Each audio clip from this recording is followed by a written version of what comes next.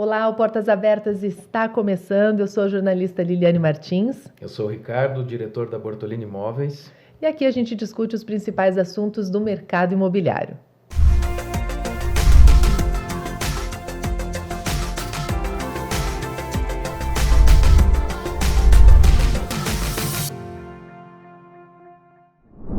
Bom, a gente prometeu, e é claro, tínhamos que trazer novamente o Giovan Carvalho, presidente do Instituto Histórico de Passo Fundo, para a gente continuar esse bate-papo sobre a história de Passo Fundo. No último episódio, nós falamos um pouco dos primeiros tempos e hoje a gente vai retomar o assunto ali pela década de 30. E uma história muito bacana que tu tinha nos contado, Giovan, foi sobre a construção da catedral. Conta pra gente, então. Claro, com certeza. Então, a nossa catedral, né, a Catedral Nossa Senhora Aparecida, ela é um ícone arquitetônico de Passo Fundo. Mas tem uma história muito legal por trás e tem várias curiosidades também que envolvem a construção da catedral. Bom, ela foi construída no lugar no terreno onde previamente existia a nossa primeira capela. Mas aí com um novo arruamento, né? Passo Fundo não tinha as ruas exatamente como elas estão hoje lá no século XIX. Então a construção do novo centro vai fazer com que as quadras fiquem certinhas ali e a catedral, então, seja construída.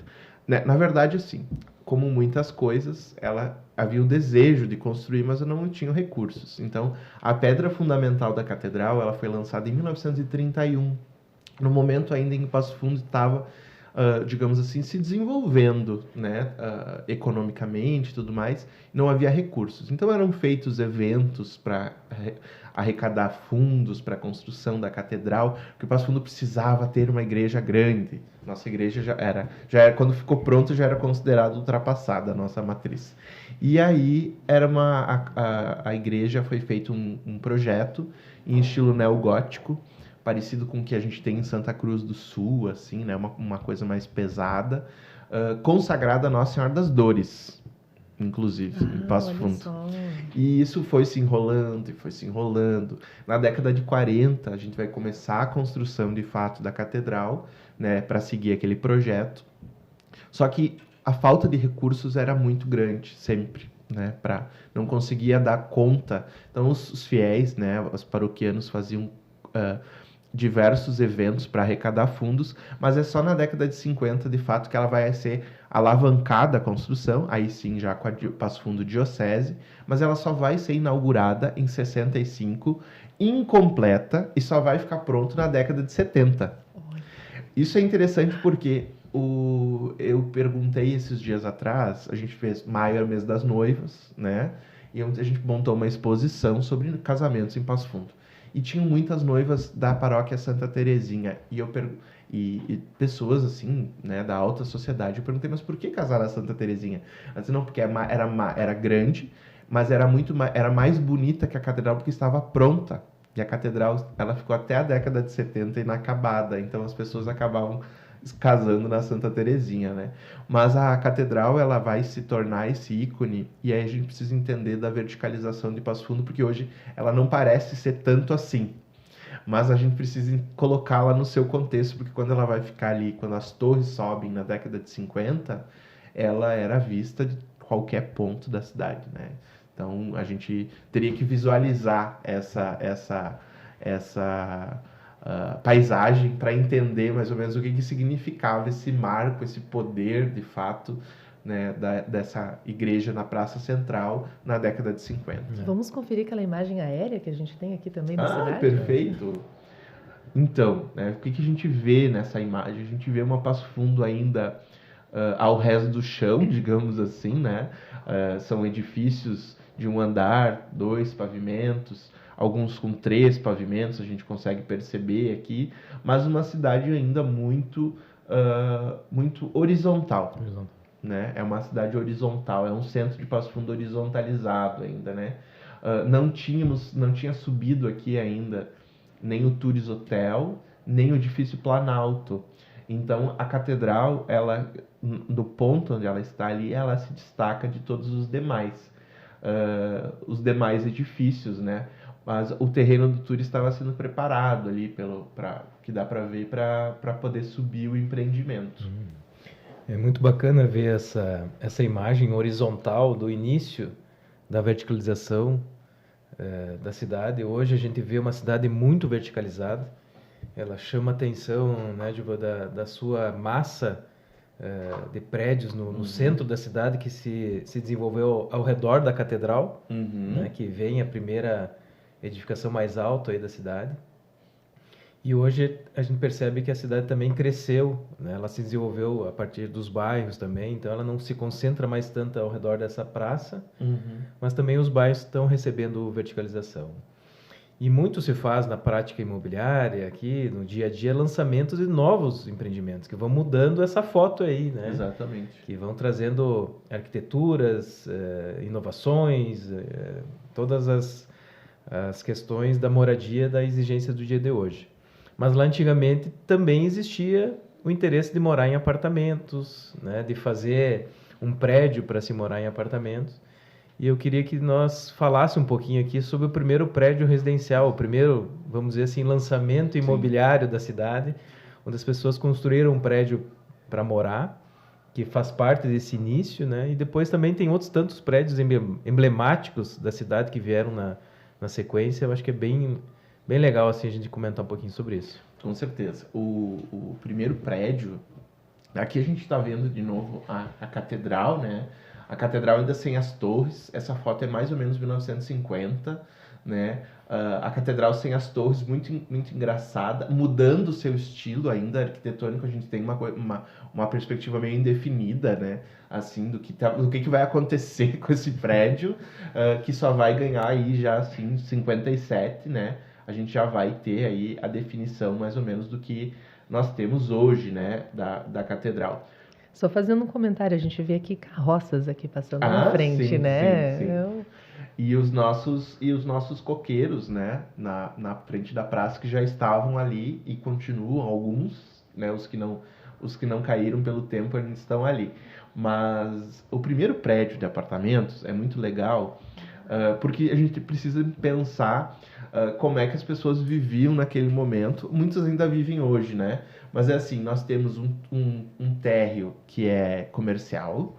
Característico até hoje. Né? Um térreo comercial. Passo Fundo é uma cidade do comércio, então é um térreo comercial. E o pavimento superior, o apartamento, ou 2 apartamentos, mas o apartamento da família. A família proprietária, inclusive, do comércio que tem na parte de baixo, né? Essa era muito comum isso. Ou as casas térreas, né? As casas térreas com um comércio na frente, uma pequena entradinha do lado que vai levar ao acesso da família ao fundo da casa, né? Então, isso era muito comum. E o primeiro prédio de apartamentos, eu tenho uma impressão que deve ter causado um certo furor na cidade, né? E ele foi construído no principal eixo, se nós formos pensar, que é a esquina da Avenida Brasil com a General Neto. O edifício Lângaro, ele foi construído, foi um empreendimento da família Lângaro, do seu Aparício Lângaro, que é avô do nosso arquiteto Ricardo Lângaro. E ele vai ter 4 apartamentos, se eu não estiver enganado. E vai ser uma sensação. No térreo, lojas, né? A Casa Yankee, que era uma loja de sapatos do pai do Ricardo Lângaro, né? Do seu Raul, que é membro fundador do Instituto Histórico, inclusive. Legal.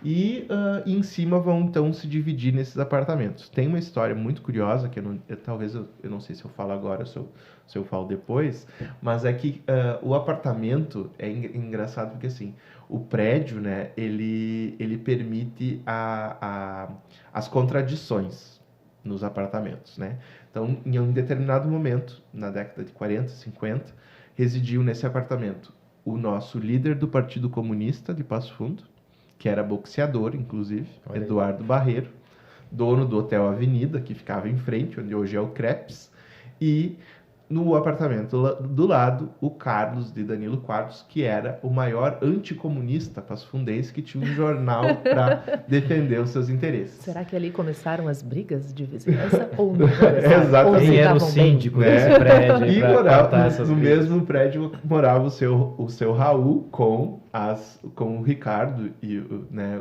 com a família também. Então é um prédio de contradições. E o mais legal é que todos eram do Instituto Histórico. Fazendo história. Depois eu conto um episódio específico sobre isso, mas para a gente não se alongar. Então o edifício Lângaro ele vai inaugurar um movimento de apartamentos, né, de prédios que vão ser vendidos os apartamentos, então, ou alugados, melhor, né, para diversas pessoas. E ele tem um estilo que vai ser o estilo do período, se a gente pensar nele, que é o Art Deco, né? Ele tem linhas, ele é mais sóbrio, né? Ele é composto por linhas e tudo mais. E Passo Fundo tem uma série de edifícios Art Deco, né? Sobretudo nesse eixo central, que ainda mantém muitas edificações, mas às vezes escondidas pelos letreiros, né? Mas é uma série assim de apartamentos nesse estilo mesmo. Nasceu aí então o primeiro empreendimento vertical da cidade, Isso, né? exatamente. E nós estávamos comentando antes também da sequência disso, do prédio do Fiore, tu comentava comigo do primeiro elevador, Isso. e alguns que são também bem emblemáticos até hoje na paisagem da cidade. Isso. Né? Como o Redondão, que nós estávamos comentando, o edifício Olympus, onde teve o primeiro elevador panorâmico, né? Se puder falar um pouquinho sobre essa sequência também. Não, com certeza. Então, o Lângaro, ele abre as portas, né, para os céus, digamos assim. Provavelmente não era o edifício, quer dizer, naquele momento ele era o mais alto, né, mas não mais alto que a catedral já tinha subido mais, né? Mas vem o Fiore, que deve ter uns 3, 4 andares no máximo, que fica localizado na Rua Moron. A gente tem que pensar nesse centro, né, como tu mencionava antes, é a praça que movimenta a vida social, econômica e política. Então o Fiore está ali a poucos passos da praça, e ele vai ser instalado então com um elevador. O Fiore também era do Instituto Histórico naquele momento. Então, o Dr. Celso Fiore. E o que vai acontecer, Ricardo? Né? Nós vamos ter a gente precisa entender como é que se dá o salto na verticalização de Passo Fundo. Qual é o motivo que isso vai acontecer? Né? Passo Fundo, em 1957, vai completar 100 anos de emancipação política administrativa. E isso faz com que as pessoas, no início da década de 1950, comecem a se preocupar com que imagem é essa que Passo Fundo está passando. Né? Então, no início da década de 50, começam as discussões da Universidade de Passo Fundo para ampliar essa questão educacional. Começa a preocupação com o passado, né? Nós estamos perdendo muita coisa, precisamos resgatar, entre aspas, aquilo que passou. Fundação do CTG Lalau Miranda, fundação do Instituto Histórico de Passo Fundo, né? Tudo isso está acompanhando essa movimentação da década de 50.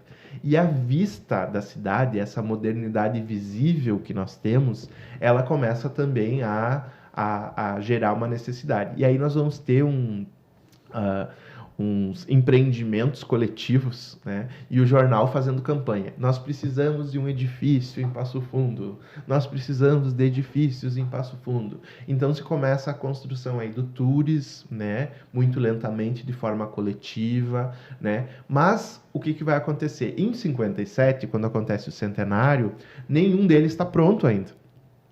Né? Porque a construção, a velocidade da construção a partir das técnicas é diferente do que a gente tem hoje, né? Muito. Então, o prédio mais alto naquele momento é um prédio que eu gosto de falar quando eu passo lá na frente e o pessoal não acredita. É o Francisco de Quadros.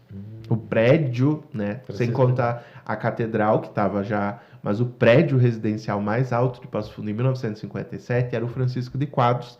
Para quem não está lembrado, é um prédio que fica localizado na esquina da Avenida Brasil com a 20 de setembro, perto do IE.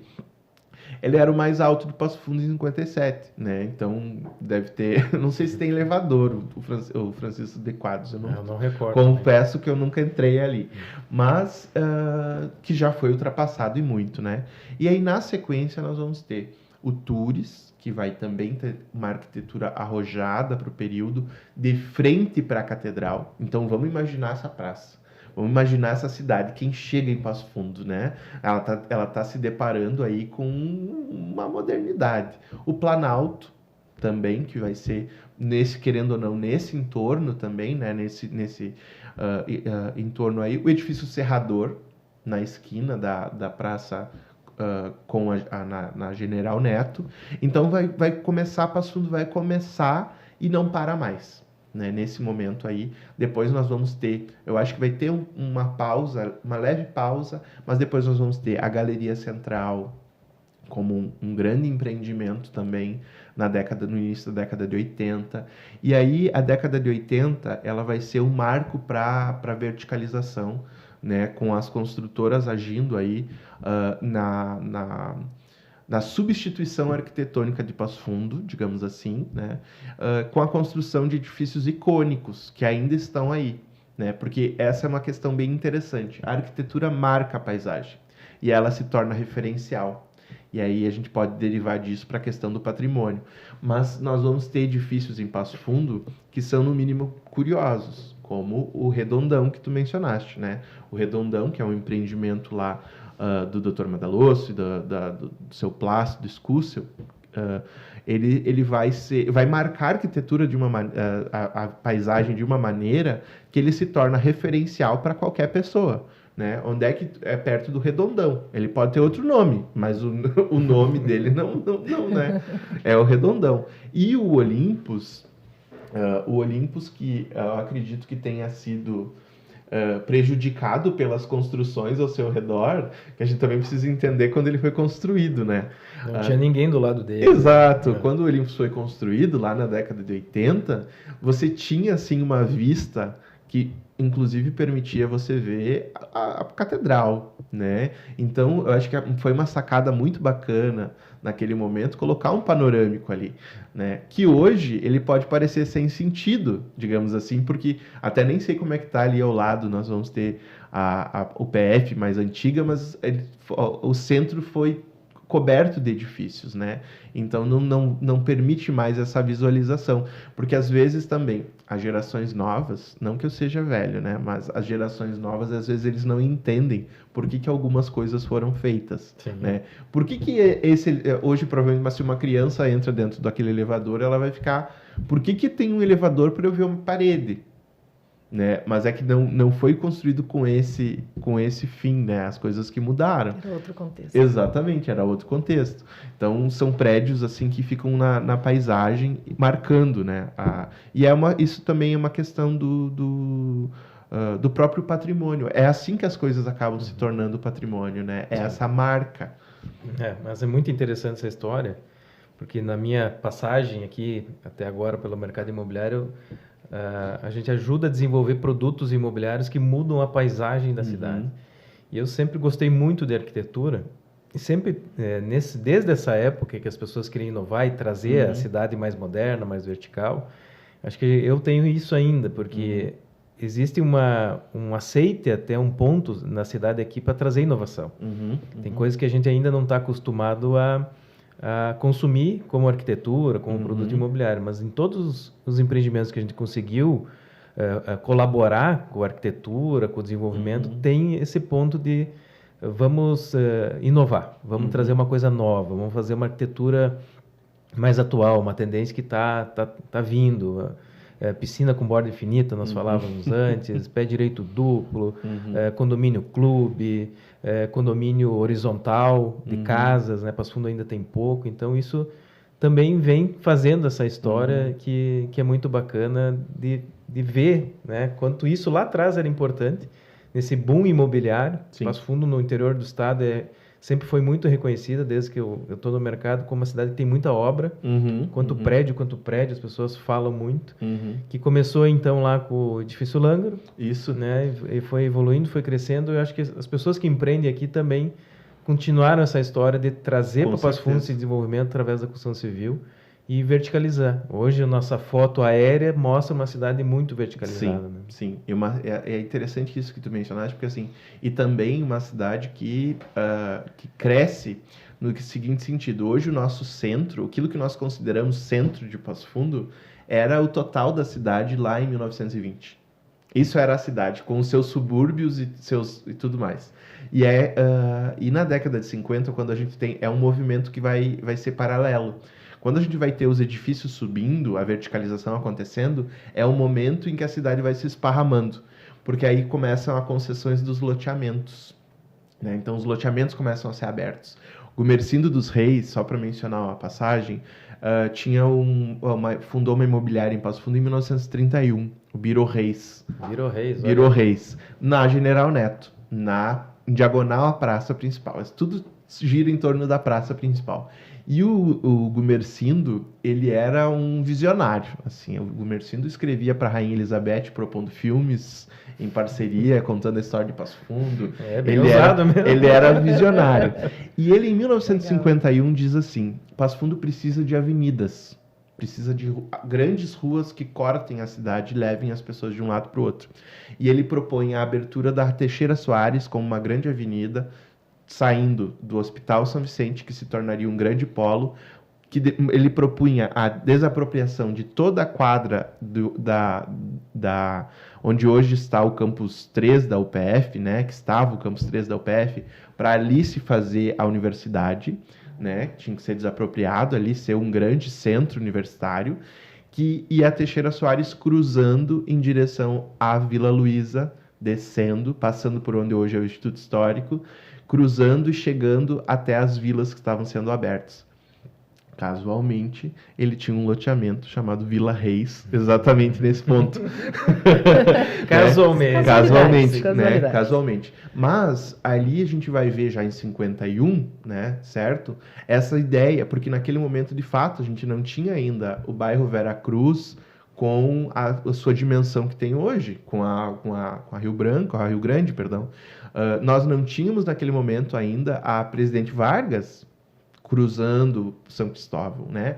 Nós tínhamos a Avenida Brasil, a General Neto, mas ele já estava pensando nessa necessidade de trânsito, mesmo com esse perfil, digamos assim, de valorizar a sua própria a sua área, que ele tinha direito, né? Mas pensando nesses cruzamentos, já antecipando uma cidade que viria exatamente.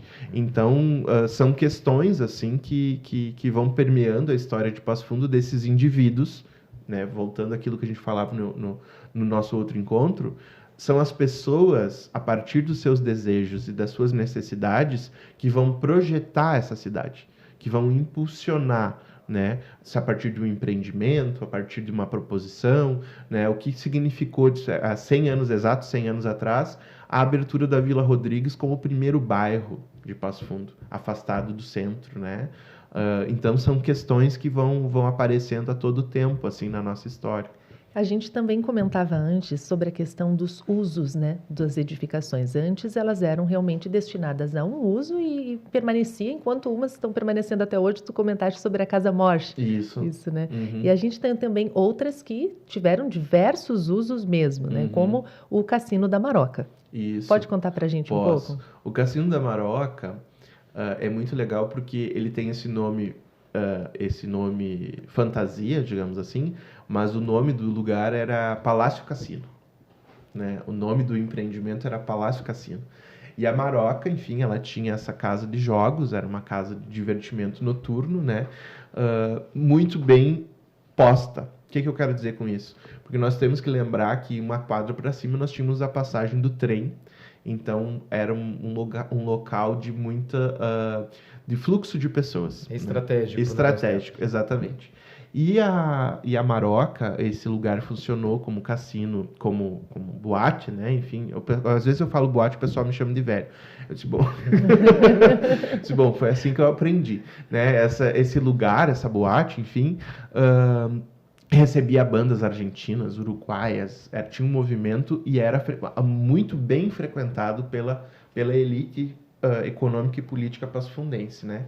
E depois de que entra em declínio, justamente no centenário de Passo Fundo, esse lugar não era mais, como é que eu vou dizer assim, não era adequado para uma cidade que quer ser moderna, ter na sua zona central a zona do Meretrício, porque a 15 de novembro era loteada de casas de divertimento para diversos níveis econômicos.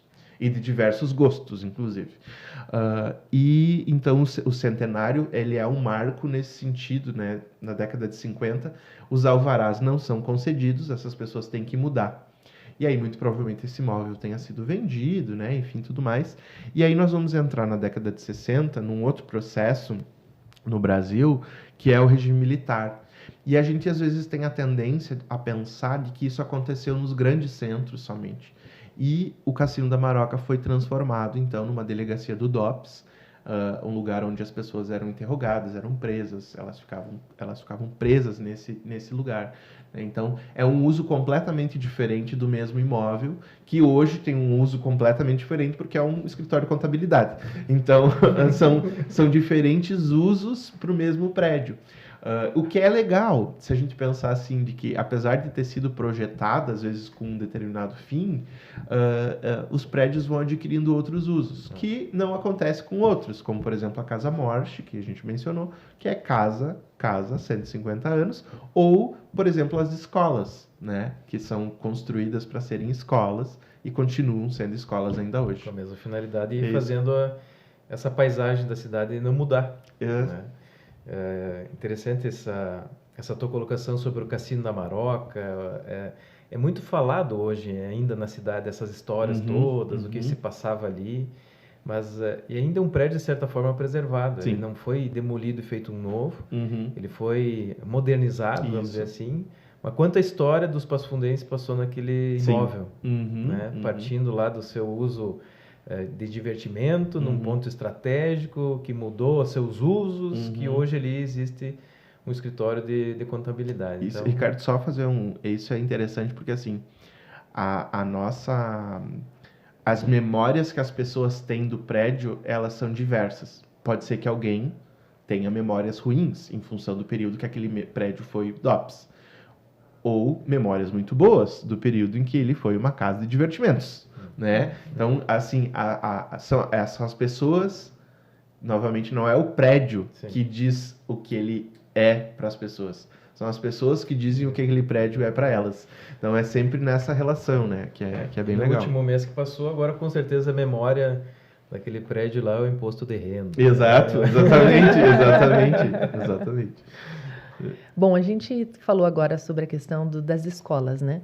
E a gente tem várias escolas que já completaram e estão completando 100 anos, um centenário, né? Exatamente.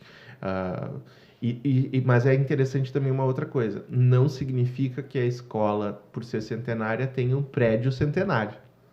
Que às vezes as pessoas não, mas espera aí, o Protásio, por exemplo, né? O Protásio Alves, que fica aqui pertinho.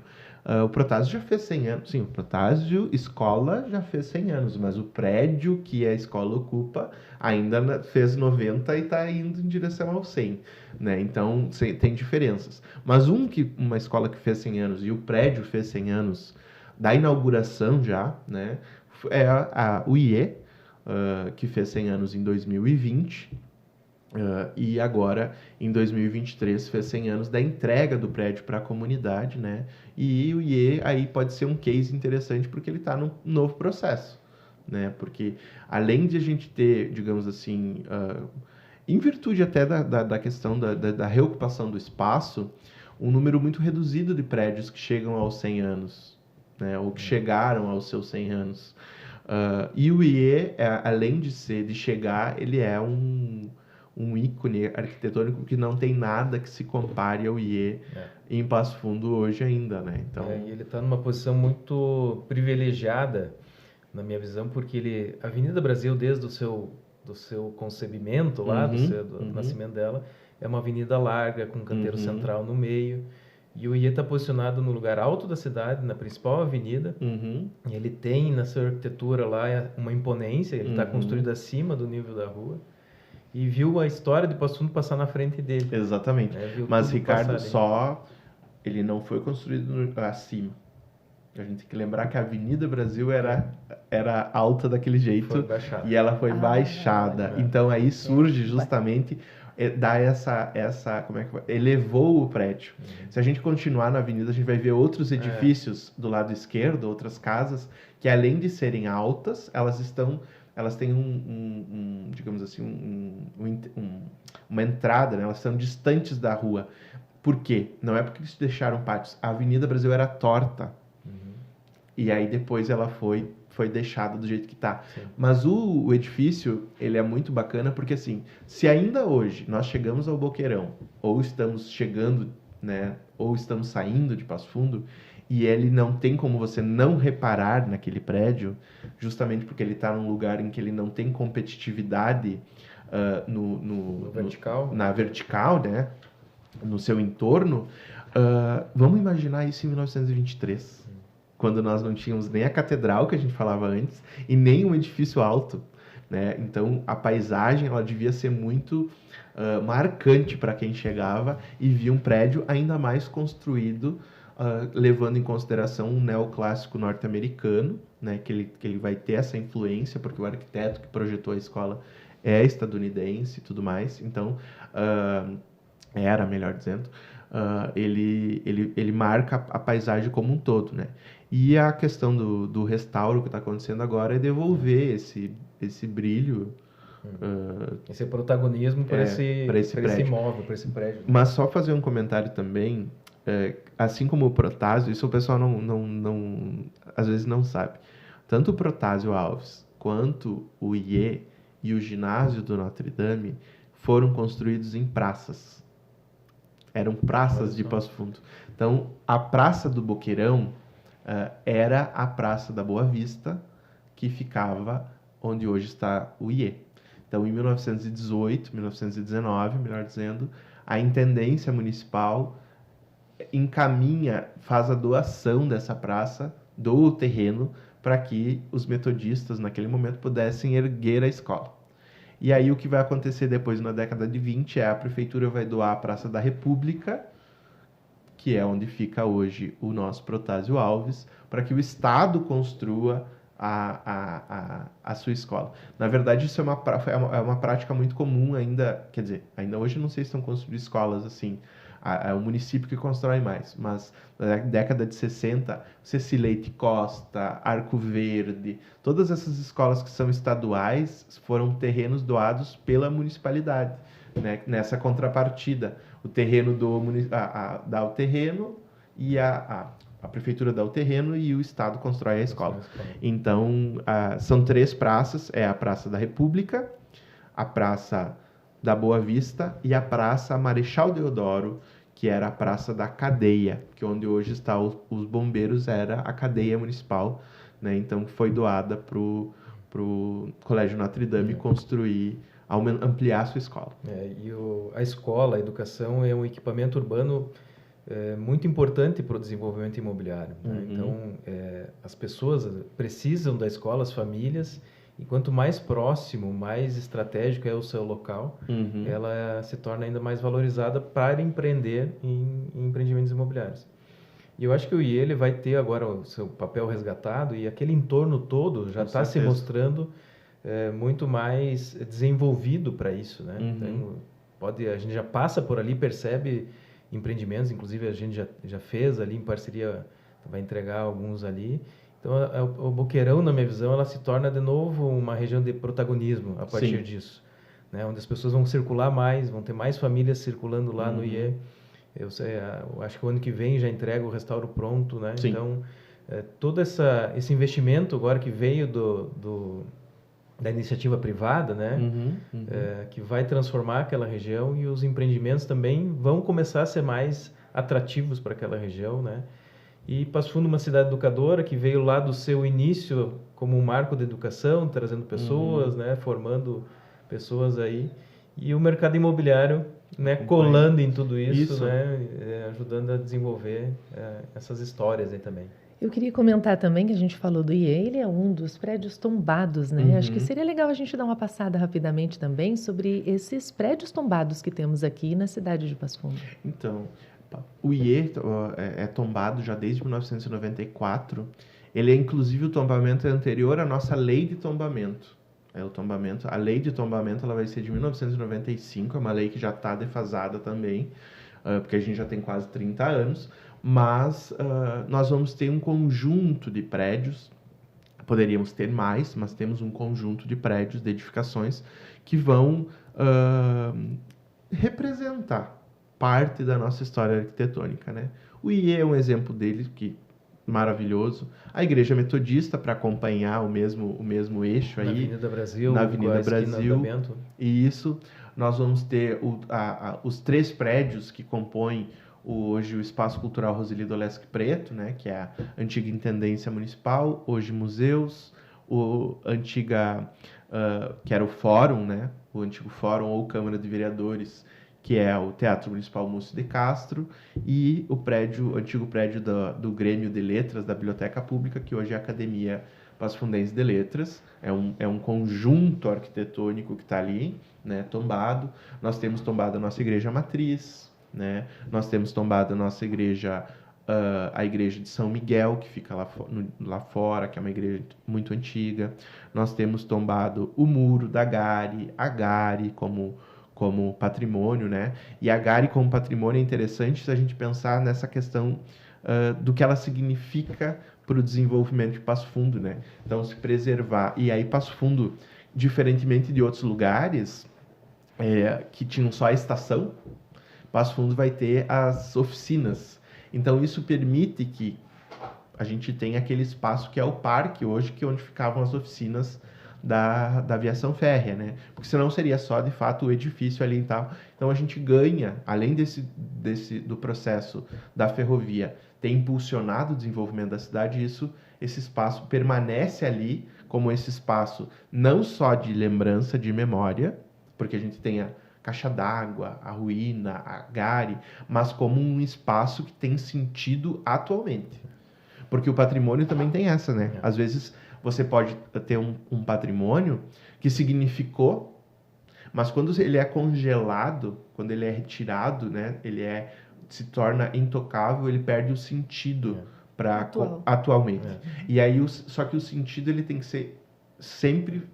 Ele é sempre dado no presente. Ressignificado. Ou ressignificado. O prédio lá, ele não tem nada. A partir das reformas, como está comentando a Gare, a vida das pessoas ali mudou muito. Exatamente. Então, antes, a chegada da estação, e hoje ali um centro gastronômico, que as pessoas convivem, trocam, ali é muito legal. E a revitalização do parque todo, com a feira do produtor, com essa nova entrega que a cidade teve para a comunidade. Então, resgata essa história toda das pessoas ali que... que faz criar novas histórias. Novas histórias. Porque no momento em que o patrimônio tem infelizmente, tem essa questão, né? Aquilo que significou há 20 anos não é o mesmo que significa hoje, né? Por quê? Porque as pessoas são outras e são as pessoas que estão vivendo e construindo suas vidas nesses espaços. Então, às vezes, tem algumas coisas, por exemplo, a mesma coisa que a gente quando constrói um monumento, né? Às vezes a gente passa na praça e diz, mas por que fizeram um monumento disso, né? Bom, naquele momento que fizeram, significava alguma coisa. Agora, ele significa o mesmo? As pessoas são obrigadas? Não, né? Ele pode não significar mais. Sim. E a gente poderia entrar numa outra vereda, que é a substituição de monumentos, a derrubada de monumentos. Porque tem que atender, a cidade, ela é viva o tempo todo. Então, a gente não tem como dizer, vamos congelar isso. A cidade é viva, a praça é viva, tudo é vivo.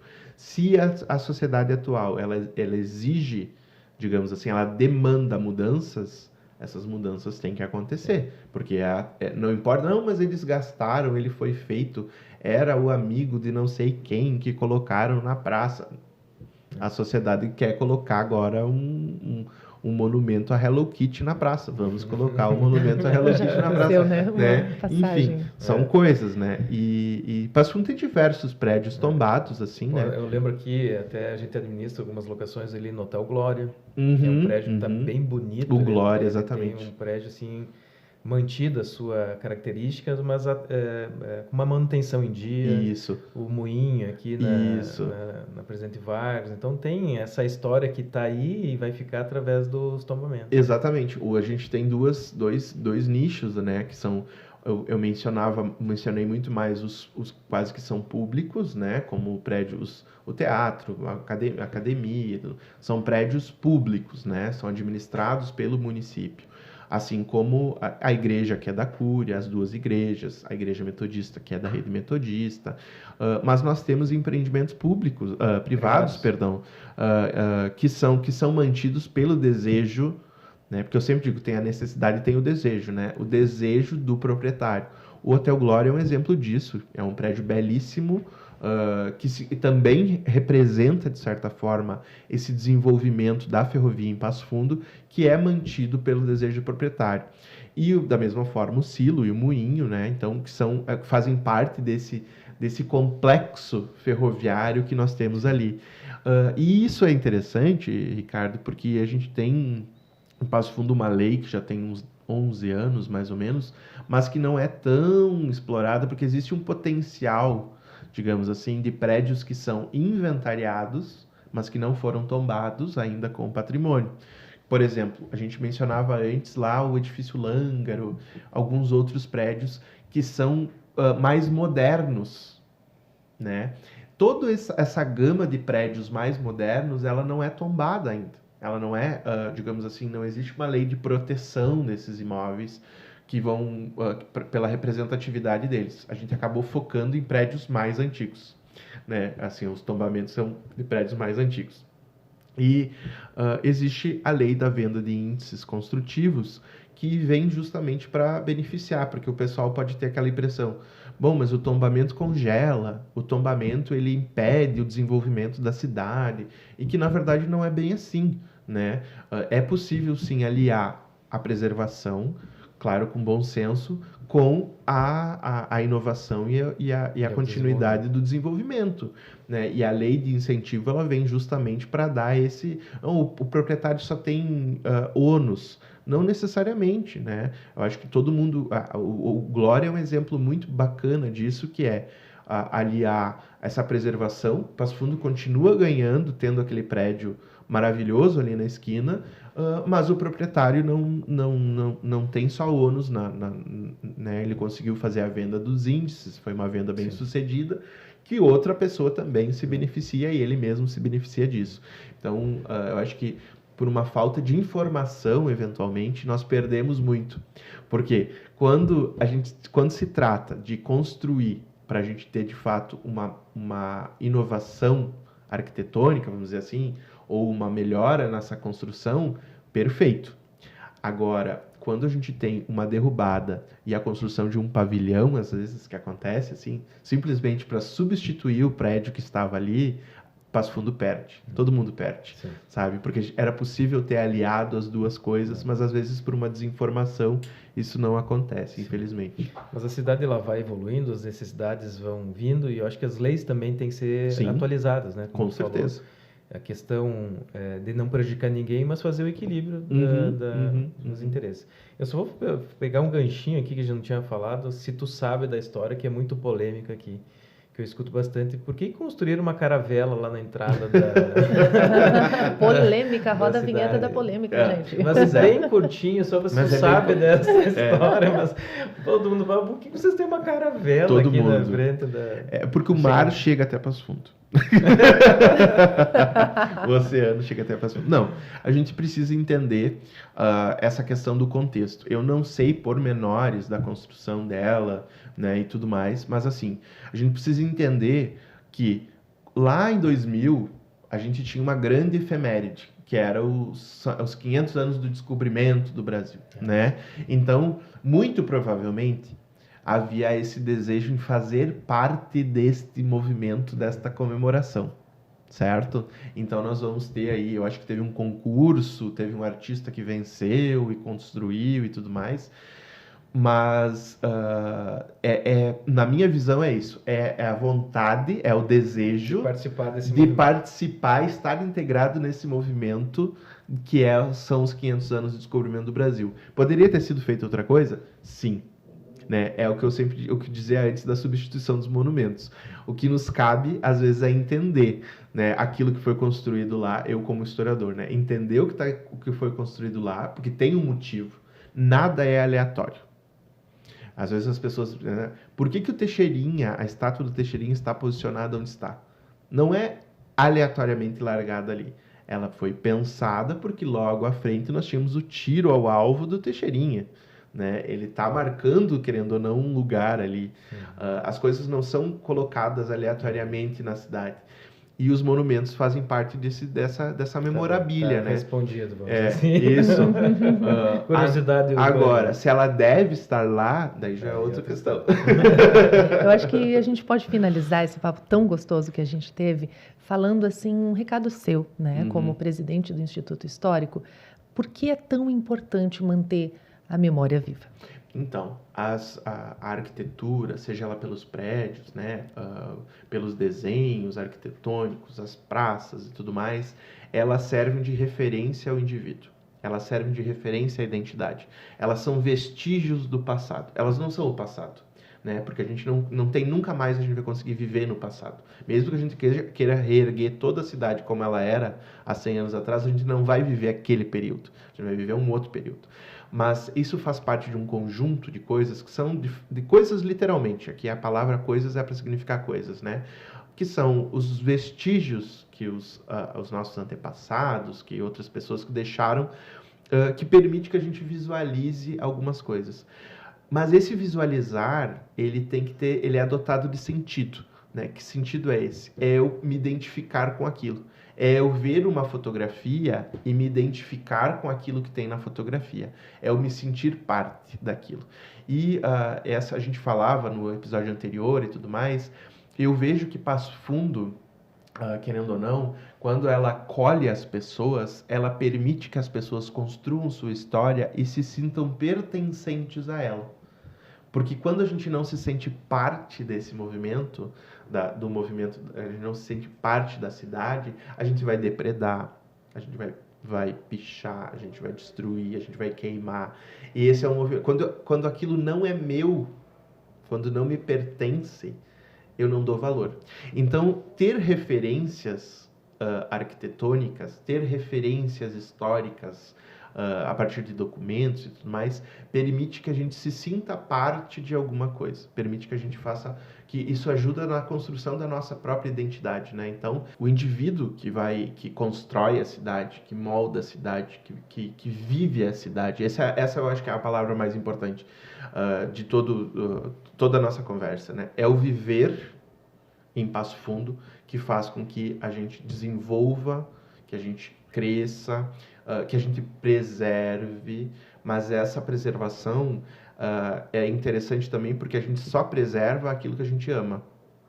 E a gente só ama aquilo que a gente conhece. Então, é muito mais fácil, eventualmente, assim, como é que eu vou dizer, para pessoas, e isso é complicado em Passo Fundo, porque a gente tem uma série de forasteiros que estão chegando e transformando essa cidade no seu lar. Mas, assim, ao longo do tempo é muito complexo, porque se essas pessoas não conhecem, não amam, é muito fácil, eventualmente, colocar abaixo determinadas coisas. Ou não valorizar determinadas coisas. Quando a gente vai ter uma parcela da população que diz, como que aquelas pessoas fizeram isso? Por exemplo, uma coisa que eu sempre ouço é, como é que permitiram a derrubada das torres de energia elétrica da torre de energia da Praça Marechal Floriano? Era tão bonito, como é que derrubaram? Primeiro, não tinha mais necessidade. A necessidade dela já tinha sido superada. A segunda questão é, as pessoas que estão administrando, ou as pessoas que não viam aquilo da mesma forma como as outras pessoas que vivenciaram aquele espaço. Então, é sempre uma perspectiva dessa questão individual, mas que tem que estar atrelada a um coletivo, né? Então, o que a gente faz, e agora puxando um pouco para essa questão do Instituto Histórico, é tentar fazer com que as pessoas conheçam. Para que elas amem os espaços e amem a história de Passo Fundo, para que elas valorizem determinadas coisas, né? E eu sempre procuro fazer um exercício quando a gente atende escolas e crianças e visitas, é assim, olhem a cidade, vejam a cidade, porque a gente corre na agenda, está todo o tempo indo e voltando e tal, que a gente não repara determinadas coisas. E aí, às vezes, a gente repara quando não existe mais. Espera, mas tinha alguma coisa aqui. O que tinha aqui? Tinha uma árvore, tinha um prédio, tinha, né? Já está construindo e tal. E a gente é muito, muito veloz isso o tempo todo, né? E hoje mesmo, vindo para cá, eu passei por um lugar e disse, pera, cadê a casa que tinha aqui? Né? Ontem eu passei, tinha a casa, hoje não tem mais a casa. Bom, para mim não significava nada a casa, né? Mas poderia significar para algumas outras pessoas. Agora a gente tem que sempre encontrar o equilíbrio. Mas finalizando, a gente precisa conhecer alguns aspectos e algumas coisas precisam ser respeitadas porque elas dizem respeito a mais pessoas. Por isso que é muito mais fácil, eu acho, né, numa perspectiva do patrimônio, a gente ter escolas preservadas, igrejas preservadas, porque eles são, querendo ou não, espaços em que um grande número de pessoas se sentem pertencentes àquele espaço, né? Então, vamos imaginar se, por exemplo, o pessoal do IE lá agora, né, que adquiriu o IE, não fizesse a preservação. Isso ia gerar um caos social em Passo Fundo, né? Porque nós vamos ter um grande número de pessoas que estão envolvidas ali. Ligados àquilo. Agora, vamos imaginar que isso quando acontece com uma casa que era uma residência. Não há essa comoção pública como um todo, por quê? Porque as pessoas não se sentem parte daquilo. Então, a gente precisa sempre entender essa dinâmica, né? Que é muito legal, daria para falar muito sobre isso, sobre essa questão do patrimônio, porque é sempre uma questão sensível, né? Aquilo que pertence, aquilo que não pertence, não no sentido de propriedade aqui, mas no sentido de amar mesmo. É um pertencimento de amar, né? Como eu amo determinada rua, sim, ou determinada árvore, ou determinado, enfim, esse viver, né, que é com aquele bem, com aquele prédio, com essas questões. Obrigada, Giovan, pelo teu tempo, porque eu acho que é exatamente isso que tu está fazendo aqui, né? Compartilhando com as pessoas toda essa informação e fazendo com que muitos possam conhecer, aqueles que não conheciam, e também se sentir parte, né? Isso aí, essa muito é a ideia. Muito bacana. Muito obrigada pela tua presença, foi maravilhoso a gente poder ter esse bate-papo, né, Ricardo? Muito. E o propósito que a gente está tendo com esse nosso programa, esse nosso podcast, é realmente ter essa perspectiva um pouco diferente do mercado imobiliário. Né? Como a gente tem o nosso programa Portas Abertas, é abrir essa porta num espaço do mercado imobiliário, onde a gente faz a venda de tudo que a gente está falando aí. A gente aluga, a gente vende, a gente troca, a gente edifica. E quanto é importante unir essas questões. Com certeza. Né? A história da cidade, a história das pessoas. As pessoas estão fazendo essa cidade e nós somos um agente que está fazendo essa transformação também. Com certeza. Então, fico muito feliz dessa parceria, né, de tu estar aqui contando isso para nós. Acho que faz muito sentido para muitas pessoas que vão ser impactadas com esse conteúdo, que a gente possa contar contigo ainda. Nossa, com certeza. A cidade, ela é feita de muitas histórias, de muitos imóveis, de muitas passagens. Tem tantos outros acontecimentos que estão no nosso dia a dia e, como tu falou, a gente passa na frente, para uns não tem sentido nenhum, mas para outros tem um senso de pertencimento, de história, de família, de negócios, assim, tão importantes, e como é bom saber disso para ajudar a desenvolver mais a cidade ainda. Muito obrigado, fico muito grato também da tua participação. Eu que agradeço. E obrigado também por quem nos acompanhou até aqui, né? Se você curtiu, se você gostou, que você possa ser o nosso convidado para acompanhar os próximos episódios. Então, terminamos mais um Portas Abertas. E eu posso fazer só contar a historinha do início? Agora, depois do programa? Pode, quando a gente adora. Então, diz que certa feita, nosso anticomunista vinha descendo as escadas do edifício Lângaro, e o nosso comunista... Não, ao contrário. O nosso comunista vinha descendo as escadas e o nosso anticomunista subindo as escadas. E o prédio, né, que é o do contraditório, sempre a gente encontra aquele vizinho que a gente não gosta no elevador. Encontra no elevador, nesse caso não tinha elevador. E diz que o anticomunista resmungou alguma coisa para o nosso comunista, só que esqueceu que ele era boxeador. Então o nosso anticomunista foi parar na General Neto, depois de levar um golpe de direita. Poxa, tomar uma portada na cara. Exatamente. Então, essa é uma das histórias do edifício Lângaro. Legal. E aí daria para contar, por exemplo, quando a nevasca de 65, todos os canos congelaram e a água não chegava em lugar nenhum, que a gente vê as fotos, é tudo muito lindo, né? Mas isso causou um transtorno de semanas. Mas isso fica para um próximo episódio. Isso aí. Ou vai virar um quadro isso aí. Vamos botar como quadro agora. Nos próximos episódios vamos ter sempre um recadinho, uma história para contar no fim. Valeu, obrigada mesmo. Obrigadão. Até mais, gente. Até mais.